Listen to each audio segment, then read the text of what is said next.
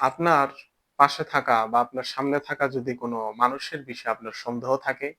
যে না এই লোকটা ভালো নাকি খারাপ, এর কাছ থেকে আমি কি কোনো রকম কষ্ট পাইতে পারি কিনা, বা ধরেন আপনি একটা ব্যবসা করার চেষ্টা করতেছেন, শেয়ারে ব্যবসা করবেন, এখন ওই লোকটা আপনাকে ধোকা দিবে কিনা, হ্যাঁ, এ বিষয়ে জানার জন্য আপনি যখন ওই ব্যক্তির সামনে যাবেন, ঠিক আছে, ওই ব্যক্তির সামনে যাবেন, আপনি ঘরের থেকে বের হইয়া যখন আপনি রাস্তার ভিতরে আছেন, আপনি ঘরের থেকে বের হয়ে গেছেন, এখন আপনি রাস্তার ভিতরে আছেন, তখন আপনি মনে মনে ইয়া জাহিরু ইয়া বাতিনু, ইয়া জাহিরু ইয়া বাতিনু পড়তে পড়তে যাবেন। ১০০ বার পড়েন, ২০০ বার পড়েন, সমস্যা নাই। যদি যেয়ে দেখেন লোকটা আপনার সাথে খারাপ ব্যবহার করতেছে বা আপনি কথা বলতেছেন অন্যদিকে তাকায় রইছে, আপনাকে মূল্যায়ন দিচ্ছে না, তখন মনে করবেন এর সাথে আপনার না থাকাই ভালো।